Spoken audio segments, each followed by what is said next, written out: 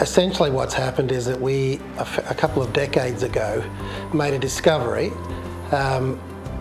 around the capacity to trigger a biological reaction that manufactures water. So let me give you a bit of an example of what I mean by that. Just imagine for an instant that we're in a gigantic scientific terrarium on this planet.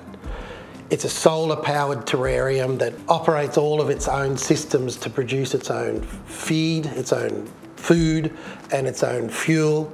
It makes everything for itself. Solar panels are pretty topical around the world right now.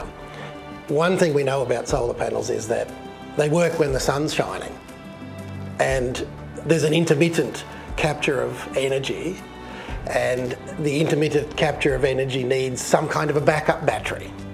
Somewhere in the system you need some kind of a battery that stores the energy so you can draw down on it at other times. Well, it's not so hard to imagine the green plants of the planet having solar panels and capturing sunlight. We know they make carbohydrates, so they make the feed, the fuel that feeds the animals and the plants and everything else in the system, doing that. We've had that understanding for some time.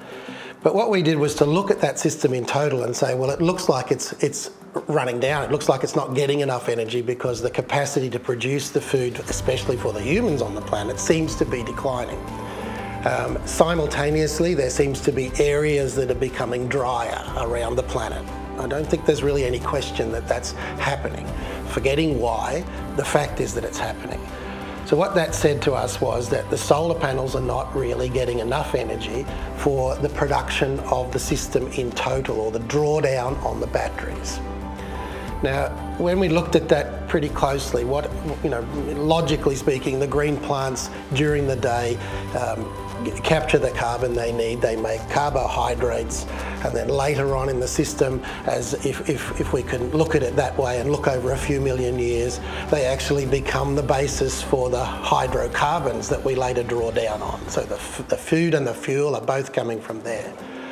But at night time, they actually contribute negatively to that. They actually draw down on the system.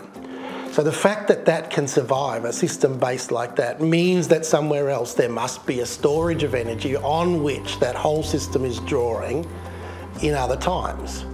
We look for that. Imagine that in that system there's a whole kingdom that we've not really focused on, a whole kingdom that's resident in every soil, in every body of water, in the atmosphere, everywhere, and that kingdom draws energy in the same way. It has a different set of solar panels, but it still draws energy from the sun. It still draws energy the same way, captures that energy, manufactures more of the carbohydrates that are necessary in the whole system, but has an amazing byproduct that it also manufactures water. Imagine that there's a kingdom on this planet that is able to oxidize hydrogen during its operation, and from that oxidized hydrogen manufacture water from first principles in a soil environment anywhere on the planet. Now, if I tell you that that kingdom doesn't need the light that plants need, so it's not limited by the night and day cycle and can operate 24 hours a day, and that in fact that kingdom is creating what we believe is the world's most important battery, and that's water. Moisture in a soil, moisture, water in a collected body of water is an amazing storehouse of energy. And I don't mean that just as energy that can be stored once the water is made. I mean that as energy that is ensconced in the water when the water is made. There is a biological reaction that manufactures water while doing energy capture, solar-powered hydrogen mechanism built into the soil profile. We've spent 35 years making friends with that system. if you want to increase carbon sequestration in plants, meaning surface ground cover and all of that mechanism which would increase the drawdown of atmospheric carbon, then you're going to need water in the soil profile to do it.